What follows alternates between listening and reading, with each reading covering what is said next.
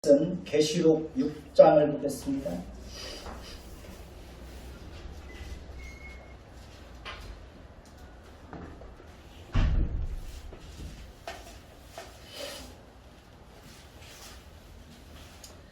계시록 6장 1절부터 11절까지 보겠습니다. 천천히 돌아가면서 읽겠습니다. 제가 먼저 읽습니다. 내가 봄에 어린 양이 7 중에 하나를 떼시는데 그때에 내가 들으니 내 생물 중에 하나가 우레소리같이 말하되 오라 하기로 이에 내가 보니 흰 말이 있는데 그 탄자가 활을 가졌고 멸류관을 넣고 나아가서 이기고 또 이기려고 하더라. 둘째 인을 떼실 때에 내가 들으니 둘째 생물이 말하되 오라 하니 이에 다른 붉은 말이 나오더라. 그 탄자가 허락을 받아 땅에서 합평을 제하여 버리며 서로 죽이게 하고 또 큰 칼을 받았더라. 셋째 인을 떼실 때에 내가 들으니 셋째 생물이 말하되 오라 하기로 내가 보니 검은 말이 나오는데 그 탄자가 손에 저울을 가졌더라. 내가 내 생물 사이로부터 나는 듯한 음성을 들으니 이르되 한 데나리온에 밀 한 개요 한 데나리온에 우리 석대로다. 또 감람류와 포도주는 해치지 말라 하더라. 넷째 인을 떼실 때에 내가 넷째 생물의 음성을 들으니 말하되 오라 하기로 내가 봄에 청황색 말이 나오는데 그 탄자의 이름은 사망이니 음부가 그 뒤에 따르더라. 그들이 땅 4분의 1의 권세를 얻어 검과 흉년과 사망과 땅의 짐승들로서 죽이더라.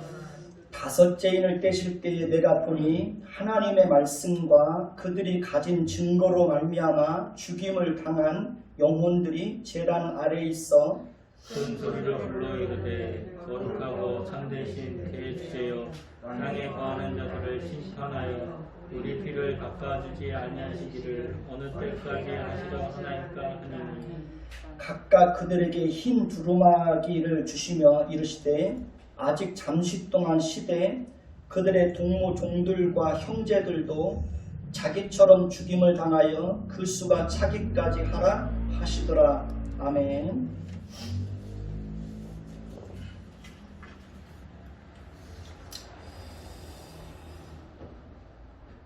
당신이 조금 옆으로 가. 조금 안쪽으로 들어가. 고개만 돌리면 되나? 오늘은 계시록 6장을 살펴보도록 하겠습니다. 앞으로 우리는 이제 인재앙, 그 다음에 나팔재앙, 대접재앙에 대해서 살펴보게 될 것입니다. 인재앙, 나팔재앙, 대접재앙은 동시대에 일어나는 재앙입니다. 반복적이고 점진적으로 임하는 재앙입니다. 인재앙은 인간 파괴에 초점이 있습니다. 인이라고 하는 것은 감추어지고 봉인된 것을 개봉하고 공개한다는 뜻이 있습니다. 나팔재앙은 환경 파괴에 초점이 있습니다. 나팔은 경고한다는 뜻이 있습니다. 대접재앙은 인간 파괴와 환경 파괴가 인재앙과 나팔재앙 때보다 더 심하게 전체적으로 나타나는 것에 초점이 있습니다. 대접은 실제로 쏟아지고 있다는 뜻이 있습니다. 그런데 세대주의자들은 이러한 재앙을 시간적 순서적 관점으로 이해해서 잘못된 해석을 하고 있는 것입니다. 이 재앙에 관한 환상들은 예수님의 초림부터 재림 사이에서 일어나는 반복적인 사건으로 이해를 해야 합니다. 오늘 말씀 1절을 보면 성경을 보면서 잘 따라와 주시기 바랍니다. 오늘 말씀 1절을 보면 요한은 환상 중에 어린 양이 7인 중에 하나를 떼시는 것을 보았다고 말하고 있습니다. 그리고 그때 요한은 내 생물 중에 하나가 우레소리같이 말하되 오라 하는 음성을 듣게 되었다고 말합니다. 2절에 보면 요한은 내 생물이 오라 하는 음성을 듣고 가서 보니 흰 말이 있는데 그 말탄 자가 활을 가졌고 면류관을 받고 나가서 이기고 또 이기려고 하는 모습을 보았다고 말하고 있습니다. 첫 번째 인재앙은 가장 논란이 많은 부분입니다. 많은 학자들은 아주 오랫동안 흰 말을 탄 자를 예수님이라고 그렇게 해석을 했습니다. 그리고 최근에는 흰말 탄 자를 적그리스도라고 그렇게 해석을 하는 분들이 많이 있습니다. 그러나 첫 번째 인재앙은 전쟁을 통해서 사람을 죽이는 재앙이 임할 것을 보여주고 있는 것입니다. 예수님께서도 말세에 각처에서 민족과 민족이 또 나라와 나라 간에 분쟁과 전쟁이 많이 일어날 것을 말씀을 하셨습니다. 2절을 다시 보면 흰말이 있는데 근탄 자가 활을 가졌고 면류관을 받고 나가서 이기고 또 이기려고 한다는 것은 이 세상에는 계속해서 전쟁이 끊이질 않고 일어날 것이며 그 전쟁으로 인하여 수많은 사람들이 죽음과 비참함에 이르게 될 것을 말씀을 하고 있습니다.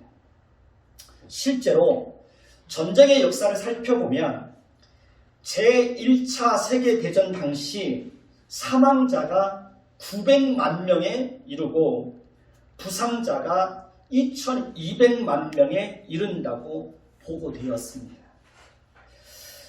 제2차 세계대전 당시 사망자의 수는 3500만에서 6000만 명에 이른다고 보고되었습니다. 베트남 전쟁에서 미국인 사망자는 36,560명에 이른다고 보고되었습니다. 한국전쟁에서 미국인 사망자는 거의 4만 명에 이르고 남측과 북측의 부상자 및 사상자, 행방불명이 된 사람들은 총 500만 명에 이른다고 보고되었습니다. 이렇게 세계 역사를 보면 전쟁을 통해서 수많은 사람들이 죽고 부상으로 인하여 불구자가 되고 비참한 상황에 이르게 된 것을 알 수 있습니다. 그러니까 예수님이 오시는 그날까지 이 땅에서는 이렇게 전쟁을 통한 정복의 역사가 끊이질 않고 일어날 것을 말씀하고 있습니다. 3절을 보면 요한은 다시 환상 중에 어린 양이 두 번째 인을 떼는 것을 보고 둘째 생물로부터 오라 하는 음성을 듣게 되었다고 말합니다. 4절을 보면 요한은 둘째 생물의 음성을 듣고 가서 붉은 다른 말이 나오고 그 탄자가 허락을 받아 땅에서 뭘 제하여 버립니까? 화평을 제하여 버리며 서로 죽이게 하고 또 뭘 받아요? 큰 칼을 받았다고 말씀하고 있습니다. 그러니까 붉은 말을 탄 자가 허락을 받아 사는 일은 화평을 제하여 버리며 서로 죽이게 하는 것입니다. 그러니까 붉은 말은 피와 같은 색, 곧 살상과 피 흘림을 가리키는 것입니다. 그러니까 두 번째 인재앙은 이 세상에서 화평이 제거되고 불화로 인하여 서로 죽이는 일들이 끊임없이 일어날 것을 말씀하고 있습니다. 가정 안에서 화평이 제거되면 어떻게 될까요? 부모와 자식이 아내와 남편이 형제가 서로 갈등하고 다투고 무섭게 싸우고 서로 등 돌리고 원수처럼 행동하고 심지어 큰 칼로 사람을 죽이는 비극이 발생하기도 합니다. 이웃과 이웃 사이에서도 화평이 제거되면 어떻게 됩니까? 무서운 살인극이 벌어지기도 합니다. 나라와 나라 사이에서도 화평이 제거되면 전쟁으로 이어져서 수많은 사람들이 죽고 비참한 상태에 빠지게 됩니다. 그러니까 큰 칼을 받았다는 것은 무서운 복수극이 일어날 것을 보여주고 있는 것입니다. 그러니까 원인과 결과의 법칙으로 무서운 살인극이 벌어진다는 것입니다. 아담과 하와의 가정에서 화평이 제거되자 어떤 일이 일어납니까? 형 가인이 동생 아벨을 광야에서 돌로 쳐서 죽이는 일이 일어났습니다. 가인의 후손 라멕은 자신에게 상처를 주었다고 해서 사람들을 죽입니다. 야곱의 가정에서 화평이 제거되자 에서가 동생 야곱을 죽이려고 해서 야곱이 외삼촌 라반의 집으로 도망을 가게 됩니다. 그리고 야곱은 다시 고향으로 돌아올 때 에서가 400명을 거느리고 가서 동생을 죽이려고 합니다. 다윗의 가정에서 화평이 제거되자 압살롬이 자신의 누이 동생을 범한 암논을 죽입니다. 아버지를 죽이려고 반란을 일으킵니다. 교회 안에서도 화평이 제거되면 성도들끼리 서로 싸우고 다툽니다. 소리 지르고 멱살 잡고 싸우는 일들이 발생하게 됩니다. 그러니까 어느 곳에서든지 화평이 제거되면 서로 갈등하고 다투고 등 돌리고 원수처럼 변하고 심지어 큰 칼로 서로를 죽이는 비극적인 일들이 발생하게 된다는 것입니다. 따라서 우리는 항상 화평을 위해서 힘쓰는 자들이 되어야 합니다. 우리는 서로를 대할 때 부패하고 타락한 본성으로 대할 것인지 아니면 하나님의 성품으로 대할 것인지 항상 선택을 해야 합니다. 그러니까 부패하고 타락한 본성으로 사람을 대하면 그 즉시 뭐가 제거될까요? 화평이 제거됩니다. 그러면 그 속에 갈등과 다툼이 일어나게 되는 것입니다. 그래서 우리는 서로를 대할 때도 항상 따뜻하게 대할 수 있어야 됩니다. 사람을 불편하게 하는 말이나 행동도 항상 어떻게 해야 될까요? 조심해야 됩니다. 말을 할 때도 항상 어떻게 해야 될까요? 부드럽고 친절하고 따뜻한 말을 할 수 있어야 됩니다. 칼로 찌르는 것처럼 함부로 말하면 상대방에게 상처를 주죠. 그러면 화평이 제거됩니다. 그것에 갈등이 생기는 겁니다. 상대방을 공격하고 깎아내리고 자존심을 건드리는 말을 하면 그 순간에 뭐가 제거될까요? 화평이 제거됩니다. 그 속에 싸움이 일어나는 겁니다. 그러니까 화평을 위해서는 누군가가 손해보고 희생하고 양보하고 배려하는 모습이 있어야 됩니다. 그래야 화평을 지킬 수가 있는 것입니다. 시편 133편 1절을 보면 형제가 연합하여 동거함이 어찌 그리 선하고 아름다운 거라는 말씀이 있습니다.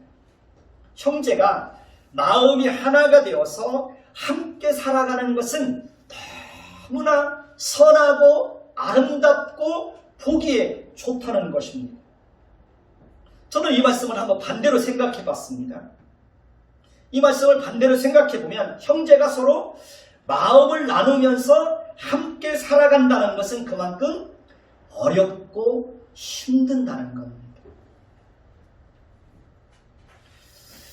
부모와 자식이 서로 마음을 나누면서 함께 사는 것도 쉽습니까? 어렵습니까?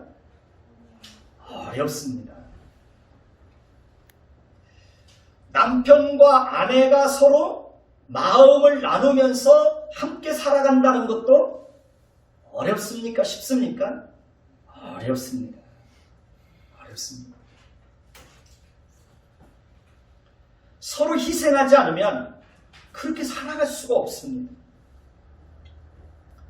그러니까 가치관이 서로 다르면 형제 간에도 부부 간에도 마음을 함께하면서 함께 살아간다는 것은 거의 불가능하다고 저는 봅니다.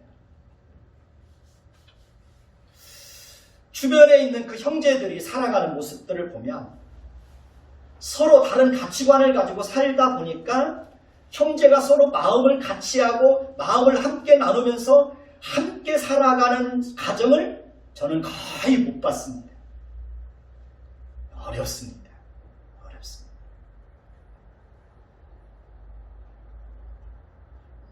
저희 집도 그게 잘 안 됩니다.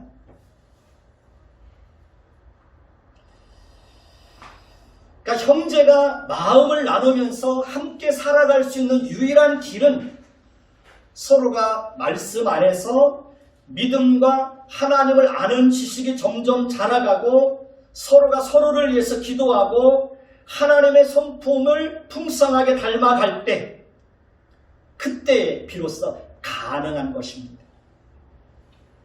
그러니까 하나님의 성품으로 서로를 대할 때 형제가 서로 마음을 나누면서 함께 살아갈 수가 있는 것입니다. 잠언 17장 1절을 보면 마른 떡 한 조각만 있고도 화목하는 것이 제육이 집에 가득하고 다투는 것보다 낫다라고 말씀하고 있습니다. 가정의 행복은 어디에 있을까요? 돈이 많은 데 있을까요? 그렇지 않습니다. 가정의 행복은 화목한 데 있는 것입니다. 형제가 서로 화목하게 살 때 그 가정에 진정한 행복이 있는 거예요. 돈이 많은데 형제가 늘 서로 다퉈요. 그러면 그 가정에 행복이 있을까요? 행복이 없죠. 반찬 한두 가지 놓고서라도 서로 웃으면서 함께 밥을 먹을 수 있다면 진수성찬 차려놓고 서로 인상 쓰고 다툰 것보다 훨씬 더 행복하다는 것입니다. 잠언 25장 24절을 보면 다투는 여인과 함께 큰 집에 사는 것보다 운막집에서 혼자 사는 것이 더 낫다라고 말씀하고 있습니다. 이 말씀은 서로 다투고 갈등하고 서로 미워하면서 사는 것이 얼마나 고통스럽고 힘든 일인지를 말씀하고 있는 것입니다. 서로 화목하게 지내는 것이 큰 행복입니다. 두 번째 인재앙은 그러니까 화평이 제거됨으로 인해서 이 땅에서 살아가는 동안 서로 죽이고 죽는 그런 일들이 끊임없이 발생할 것이라는 것입니다. 큰 칼로 사람을 죽이는 일들이 있게 될 거라는 거예요. 그렇기 때문에 우리는 이 땅에서 어떻게 살아야 될까요? 서로 화평을 위해서 힘써야 되는 것입니다. 5절을 보면 요한은 다시 환상 중에 어린 양이 세 번째 인을 떼시는 것을 보았다고 말합니다. 요한은 셋째 생물로부터 오라 하는 음성을 들었고 검은 말이 나오는데 그 탄자가 손에 뭘 가졌더라? 뭘 가졌습니까? 저울을 가진 것을 보았다고 말하고 있습니다. 6절에 보면 요한은 내 생물 사이로서 나는 듯한 음성을 들었는데 그것은 한 데나리온의 밀 한 대요 한 데나리온의 보리 석 대로다. 또 감람유와 포도주는 해치지 말라 하는 음성을 들었다고 말하고 있습니다. 여기서 나타나는 검은 말은 기근이나 기근으로 인한 통곡을 의미합니다. 그러니까 세 번째 인지양은 기근으로 인한 재앙이 임할 것을 말씀하고 있는 것입니다. 초대교회 성도들이 로마의 다스림을 받던 시대에는 저울은 경제를 의미하는 상징이었습니다.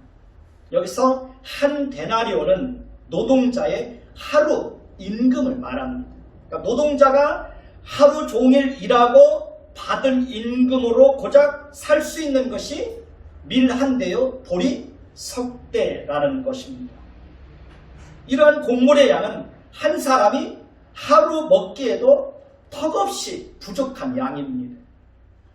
결국 노동자가 하루 종일 일을 하고 받은 임금으로는 가족을 부양할 수 있는 충분한 양식을 구하기도 힘든 상황이 벌어지게 된다는 것입니다. 그러니까 물가는 점점 비싸지고 경제적인 상황은 점점 갈수록 어떻게 된다는 겁니까? 점점 더 어렵게 된다는 것입니다. 미국의 경제 상황도 점점 코로나 이후에 심각한 상황으로 변하고 있다고 그럽니다. 대한민국도 마찬가지죠. 경제 상황이 점점 더 어렵게 되고 있죠. 마태복음 24장 7절을 보시면 예수님은 말세의 징조로 곳곳에 기근이 있을 것을 분명하게 말씀하셨습니다. 그런데 이렇게 기근을 경고하면서도 6절에 보면 감람류와 포도주는 어떻게 하라고 말씀하고 있습니까? 해치지 말라고 말씀하고 있습니다. 이것은 사람들이 기근으로 인해 밀이나 보리가 부족하게 될 경우 감람나무와 포도나무를 베어버리고 그 자리에 밀과 보리를 심으려고 할 것인데 그렇게까지는 하지 말라는 것입니다.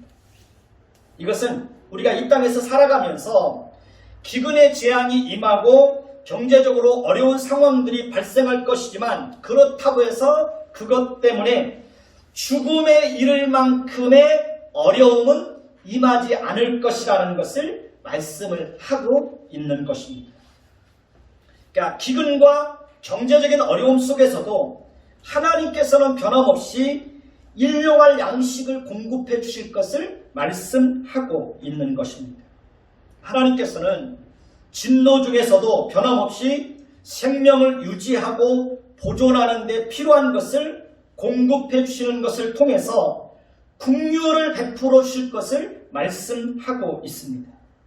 그러니 우리는 아무리 경제 상황이 어려워도 무엇을 먹을까 마실까 입을까 근심하고 염려할 필요가 있을까요? 없을까요? 없다는 겁니다. 너희들은 걱정하지 말라는 겁니다. 그러고 보면 저도 개척하고 지금까지 어렵고 힘든 상황 속에서 지냈지만 양식이 없어서 굶주려 본 적은 없습니다. 하나님이 한 번도 양식이 없어서 굶게 하지는 않으셨습니다. 오히려 나누고 베풀 수 있게 하셨습니다. 그러니까 아무리 힘들고 어려워도 하나님께서 반드시 저와 여러분들에게는 살 길은 열어주시겠다는 거예요. 살 길. 우리 자식들도 절대로 걸식함을 당하지 않도록 우리 자녀들의 인생도 절대로 내버려 두지 않으실 것입니다.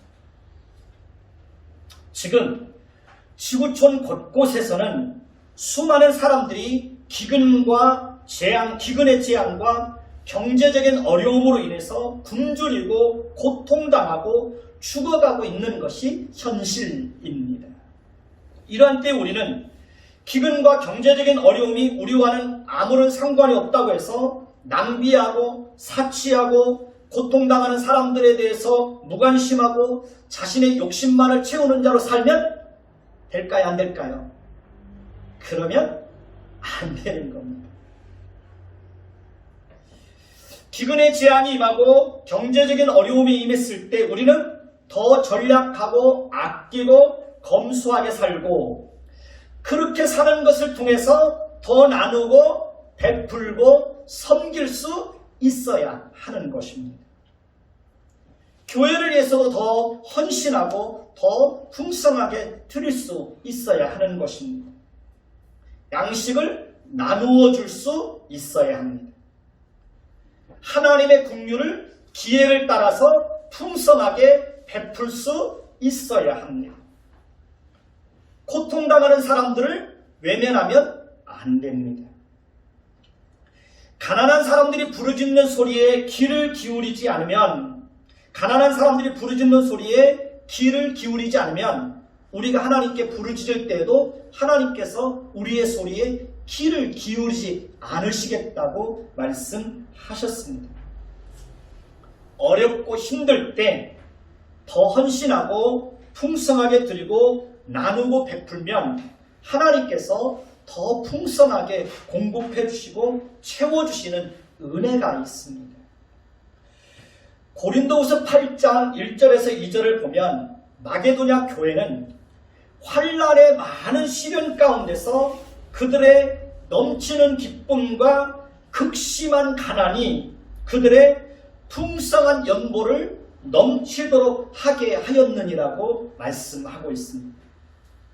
환난의 많은 시련과 극심한 가난 속에서도 그들에게는 넘치는 기쁨이 있었고 풍성한 연보를 넘치도록 하게 되었다는 것입니다.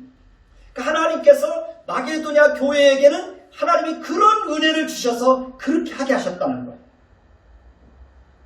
여유 있고 넉넉할 때 하나님께 드리는 것도 귀하고 값진 것입니다. 그러나 정말 힘들고 어려울 때 당장의 내일이 염려되고 두려운 상황 속에서 때로는 살점이 떨어져 나가는 것 같은 아픔을 감수하면서 하나님께 드릴 때 그것은 더 값지고 하나님 보실 때에 향기롭고 하나님이 받으실 만한 아름다운 제물이 되는 것입니다.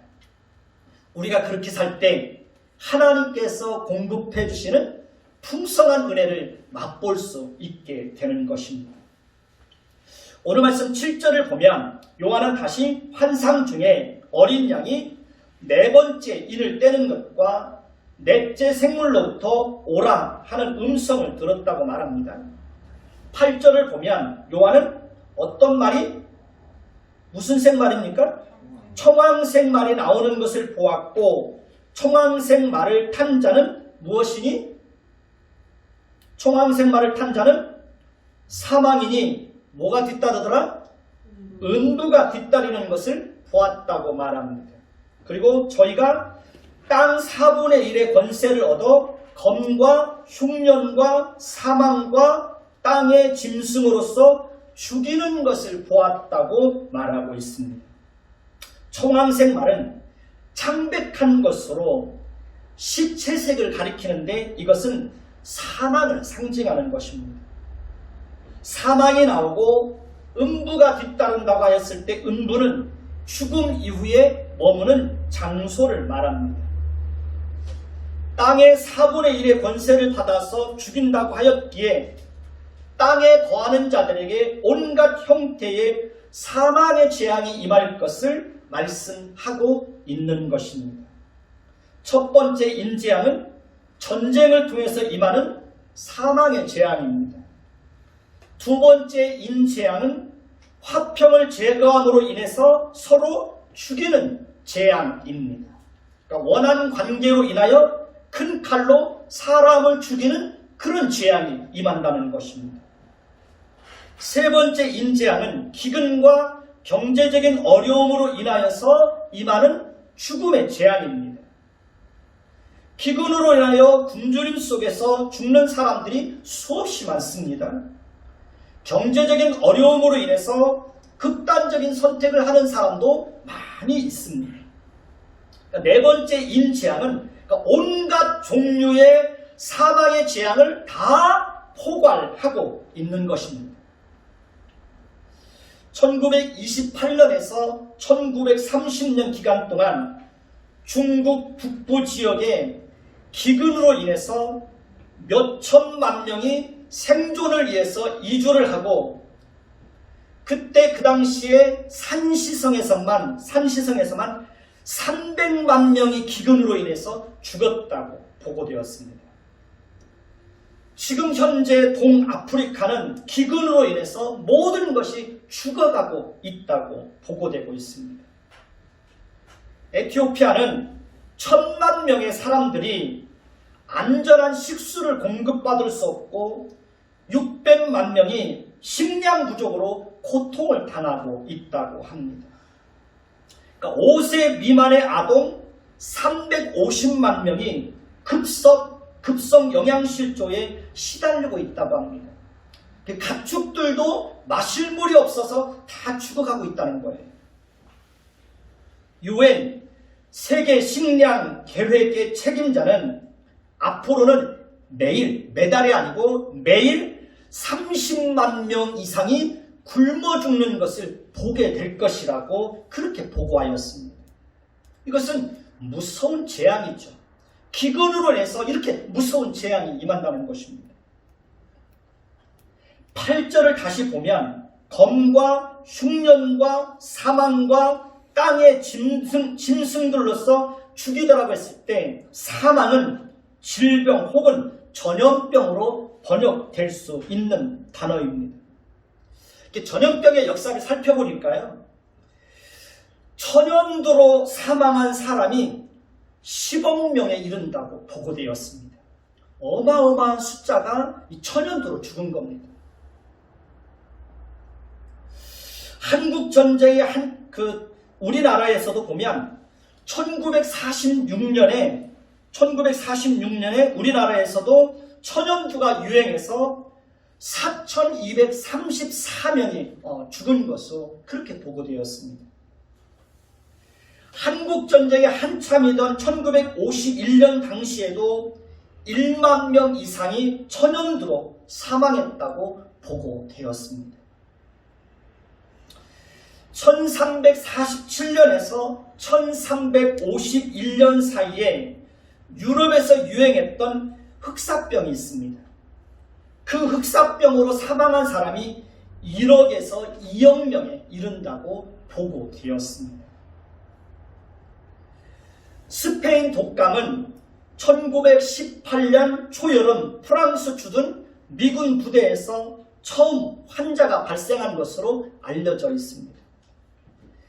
1차 세계대전이 끝난 뒤 미군 병사들이 본국으로 돌아오면서 그해 9월부터 미국에까지 확산되었는데 무려 2년간 전 세계에 확산되어서 창궐을 했습니다.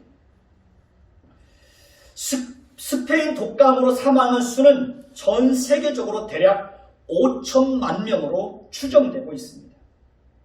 우리나라는 스페인 독감으로 14만 명이 사망한 것으로 보고되고 있습니다. 2009년에 또 다시 인류를 위협했던 신종플루로 사망한 사람은 18,000명에 이른다고 보고되었습니다. 말라리아로 사망하는 사람은 연간 40에서 100만 명에 이른다고 보고되었습니다. 20세기에 콜레라로 사망한 사람은 57만 명으로 보고되었습니다. 에볼라로 1만 명이 사망한 것으로 보고되었습니다.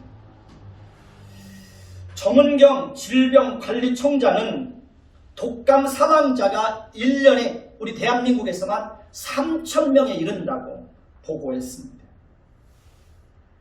코로나 바이러스로 인한 사망자는 현재 9개월 만에 전 세계적으로 111만 명에 이르는 것으로 나타나 있습니다. 앞으로 몇 개월 더 지속되면 이 숫자는 훨씬 더 초과될 수 있습니다.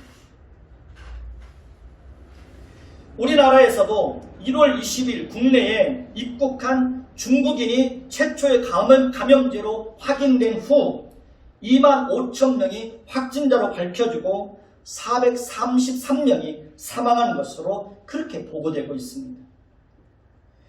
UN 에이즈 합동계획 연례 보고서에 따르면 2019년 한 해 동안 에이즈 관련 질환에 의한 사망자가 69만 명에 이른다고 보고되었습니다.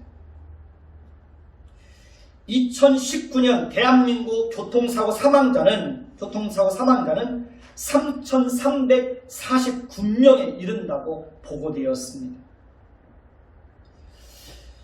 2019년 대한민국 자살자는 몇 명일 것 같습니까?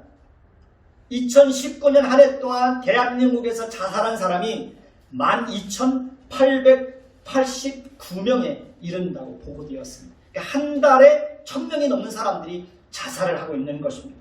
아마 올해는 자살한 사람이 훨씬 더 많을 겁니다. 코로나 이후에 자살한 사람들이 더 많이 증가된 걸로 그렇게 알고 있습니다.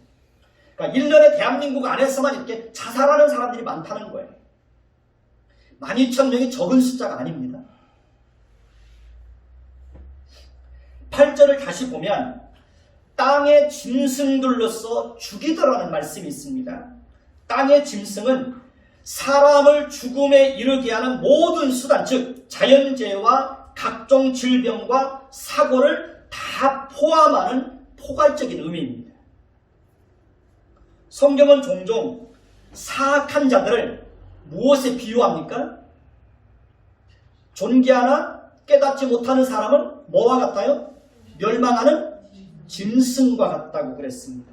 그러니까 성경은 이렇게 때때로는 사악한 사람들을 짐승에 비유하고 있습니다. 사람을 무자비하게 죽이고 고문하는 짐승만 또 못한 사람들이 많이 있죠.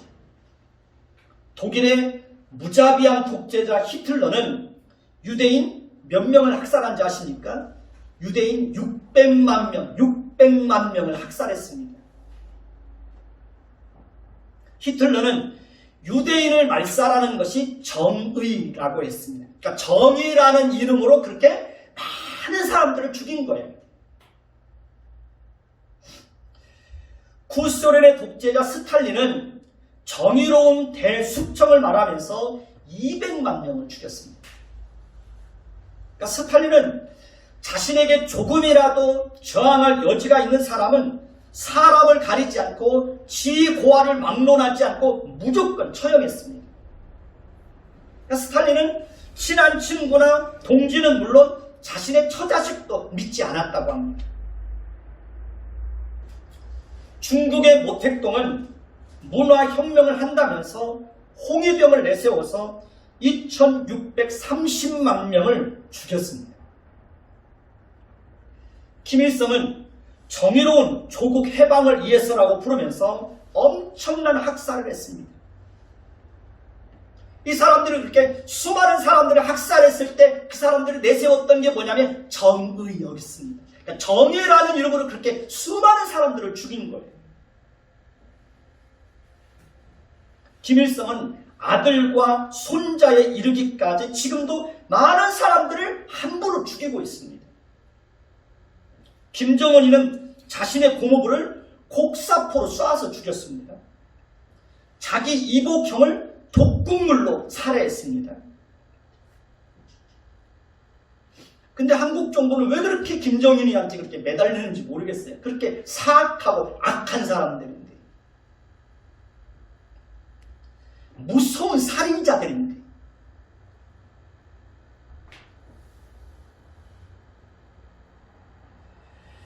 사악하고 무자비한 독재자들은 이 땅에서 죽음의 재앙을 가져오게 하는 무서운 땅의 짐승들입니다.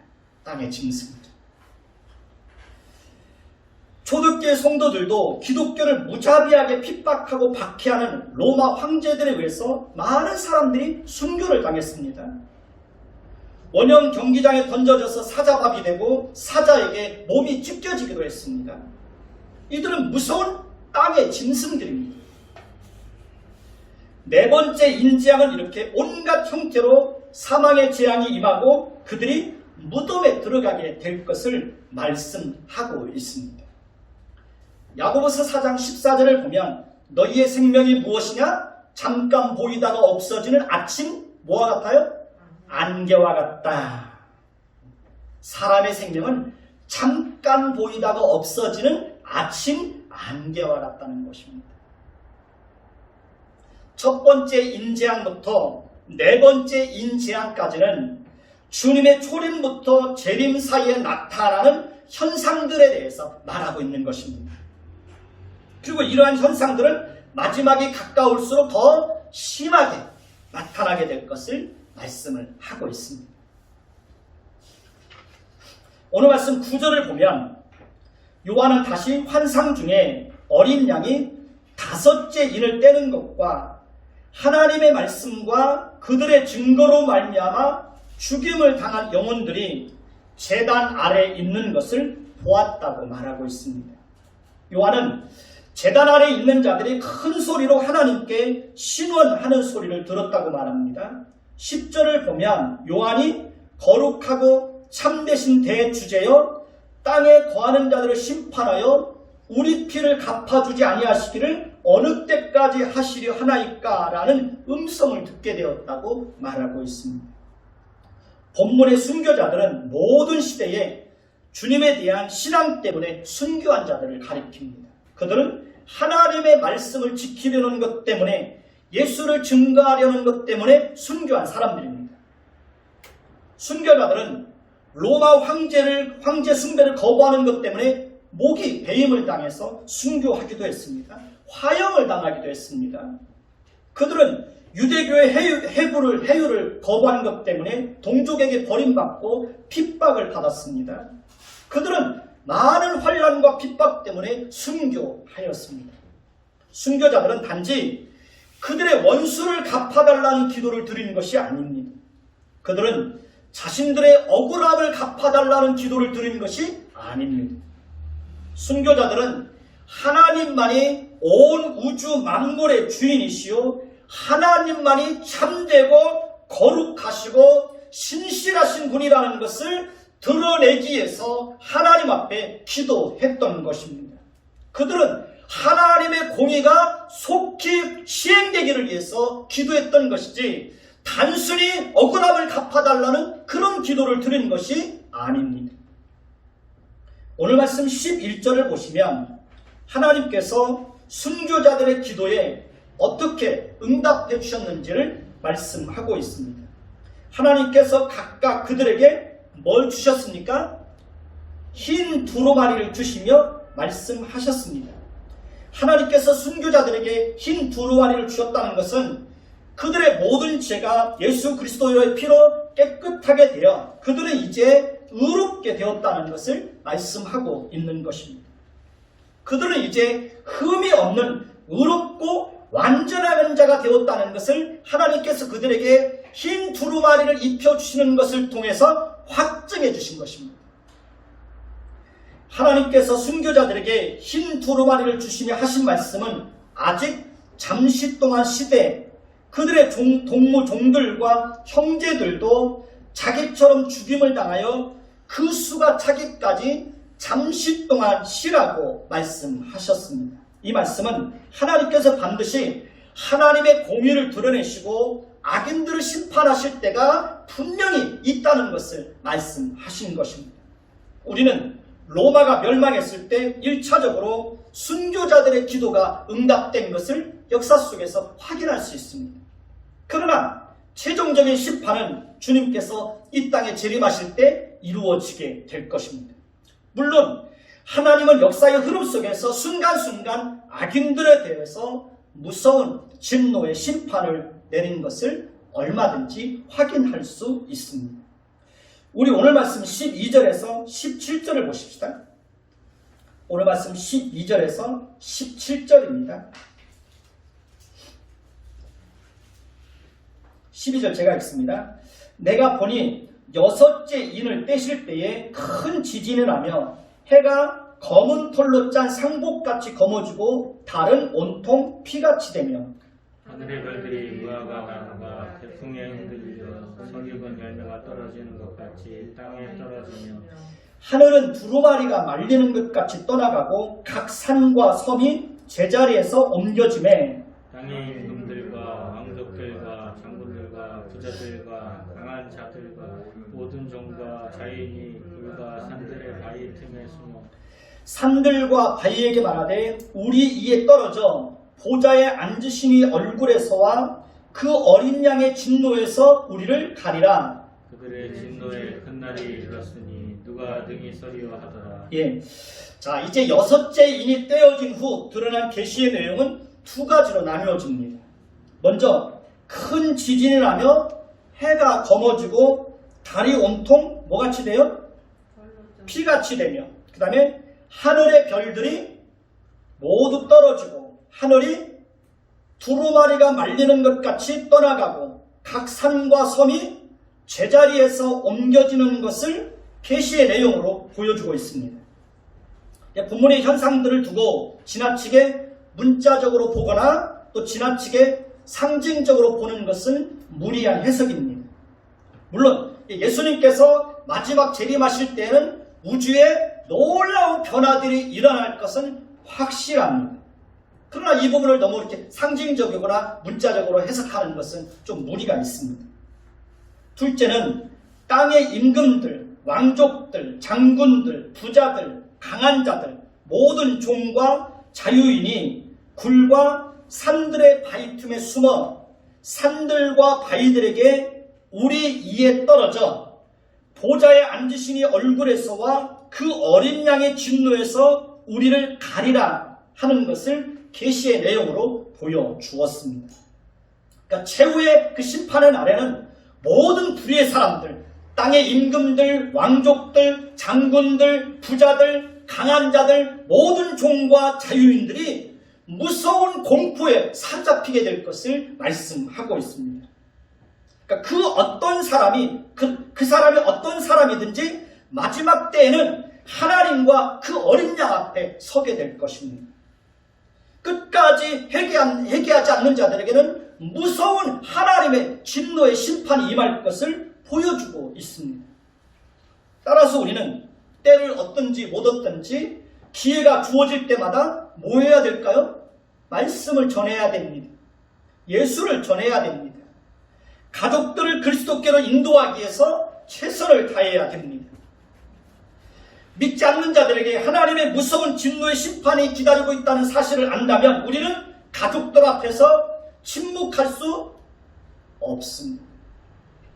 무서운 진노의 심판이 있다는 것을 알면서도 가족들 앞에서 침묵하는 그것은 사랑이 아닙니다. 정말 가족들을 사랑한다면 우리는 그들의 영혼이 구원받기를 위해서 정말 애통하는 마음으로 기도해야 합니다. 그리고 우리는 이 땅에 임할 재앙을 사실은 우리는 두려워할 필요가 없습니다. 왜냐하면 모든 것을 주장하시는 분이 하나님이시기 때문에 그렇습니다. 하나님은 우리가 이 땅에서 살아가는 동안 우리를 성실하게 지키시고 보호해 주실 것입니다. 설령 우리에게 죽음이 임한다고 할지라도 그 죽음이 우리를 멸망시킬 수는 없습니다. 성도들에게 있어서 죽음은 행복한 것입니다.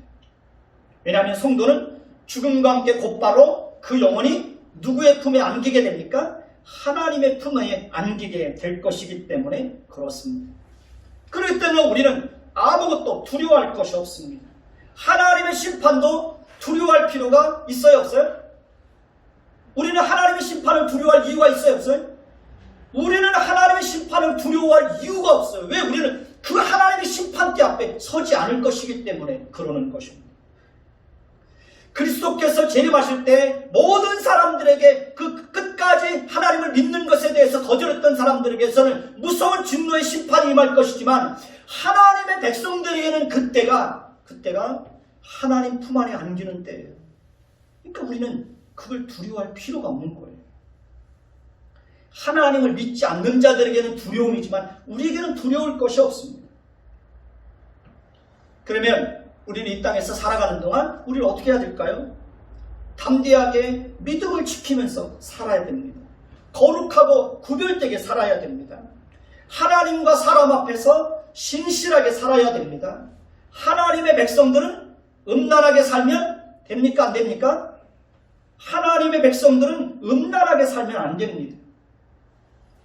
우리는 끝까지 이기는 자들이 되어야 합니다.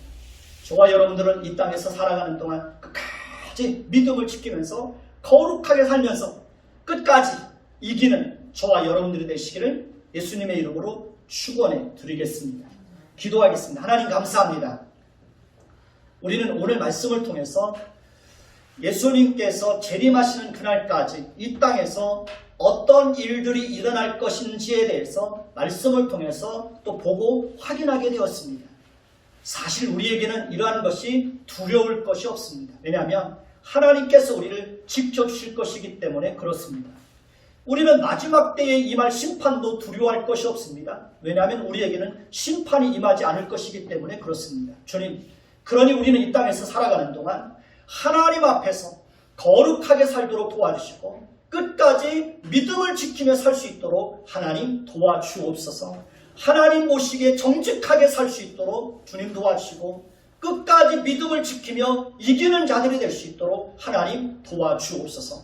어떤 일이 있더라도 믿음을 따라 살아가는 것을 포기하지 않게 하옵소서. 마지막 날에 하나님의 진노의 심판이 있을 것을 기억하면서 우리가 믿지 않는 가족들 앞에서 침묵하지 않도록 하나님 도와주옵소서. 그들의 영혼이 구원받기를 위해서 애통하며 기도할 수 있도록 도와주시고 가족들의 영혼을 그리스도께로 인도하는 일에 최선을 다할 수 있도록 하나님 도와주옵소서. 모든 걸 아버지의 손에 맡깁니다. 예수 그리스도의 이름으로 감사하며 기도드립니다. 아멘.